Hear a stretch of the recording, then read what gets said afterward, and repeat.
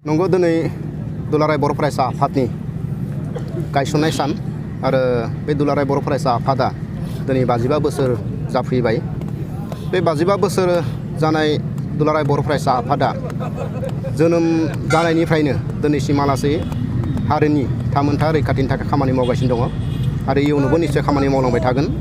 आरो जोङो दिनै सानना लानो हायो दुलाराय बर' फरायसा आफादखौ बर' हारिया जाबायदि बजबनानै लाबाय।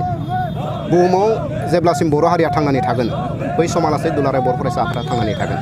दा बेखायनो नोंथांमोननि चेनेलनि गेजेरजों जोङो नैबे खोथाखौनो फोरमायनो नागिरदों। जिहेतु 55 बोसोर जाबाय दुलाराय बर' फरायसा आफादा, फैबाय थानाय समाव जाथिनि जिखिनि मावनांगौ खामानि अरायबो दुलाराय बर' फरायसा आफादा खामानि मावलांबाय थागोन। आरो दुलाराय बर' फरायसा आफादनिनो मोनसे समनि आफादगिरि जायखौ जों बर'नि बिफा होनना बुंदों बड'फा उपेन्द्रनाथ ब्रह्म, बिथांनि थांखि आरो नोजोरखौ जों सिगाङाव दोननानै हारिनि थाखाय खामानि मावलांगोन। आरो बिथांनि जिखिनि आद्रा थानाय सिमांफोर, बे सिमांफोरखौ जोङो मोनसेनि उनाव मोनसे बर' हारिनि गेजेराव मावफुंनो थाखाय दुलाराय बर' फरायसा आफादा सानफ्रोमबो थागथियारि जानानै खामानि मावलांनो थाखाय जोङो अरायबो रेडि जानानै दं। ना बेथ' जोंनि बुंनांगौआ बड'फा उपेन्द्रनाथ ब्रह्मनि सिमां आलादा रायजो बड'लेण्ड, बेखौ सोरबा दल संगठना लाबोनायाव जोंहा बुंनांगौ गैया। नाथाय साननैसो सिगाङाव जोनोम मोननाय जि बनसु बड' नेशनेल स्टुडेन्ट इउनियन, बे बनसुआ जोनोम जानायनि आन्दोआव जोङो गिबि बाथ्रा हिसाबै जोङो नुबाय जे बेयो राजखान्थि हान्जाजों दाजानाय मोनसे आफाद।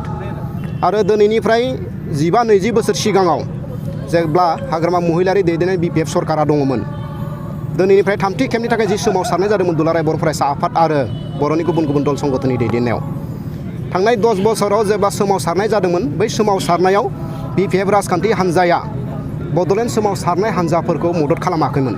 बरन्स राजा लामायाव जेब्ला जोङो सोमावसारदोंमोन, बै समाव जोंखौ बादासो होदोंमोन, जोंखौ लावथि सिबनो थाखाय हाग्रामा महिलारिया गावनो बुंदोंमोन। गतिके दिनै जोङो बुंनो हायो हाग्रामा महिलारिनि नित्युत्वआवनो नैबे बनसु आफादा जोनोम जादों। गतिके बे बनसु आफादा मालाबाबो बड'लेण्ड दाबि खालामनानै संग्राम खालामनो हानाय नङा। खालि बिथांमोना गावबा गावनि लाबालाबनि थाखाय पलिटिकेलि राजखान्थि भाबै बिथांमोना लाब जानो थाखाय बे आफादखौ दादों होननानै जों बुंनो हायो। आरो गमामायैनो बिथांमोना हयथ' सोमावसारनो हानाय नङा।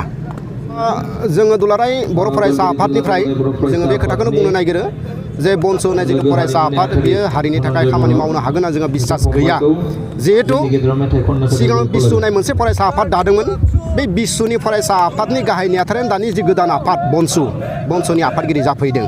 दा बेखायनो बे आफादनि गेजेरजों बर' हारिया माबा मोनसे लाब जागोन बेखौ जोङो नुवाखै। बेखायनो बुहुमाव थानाय बर'फोरखौ जोङो फोरमायनो नागिरदों जाहाथे बनसुआ गावसोरनि राजनिति लाबालाबनि थाखाय जिहेथु खामानि मावनो नागिरदों, दा बेखायनो बिनिफ्राय जाहाथे रायजो राजाफ्रा एसे हुसियार जानानै थायो, आङो नोंथांमोननि चेनेलनि गेजेरजों फोरमायबाय।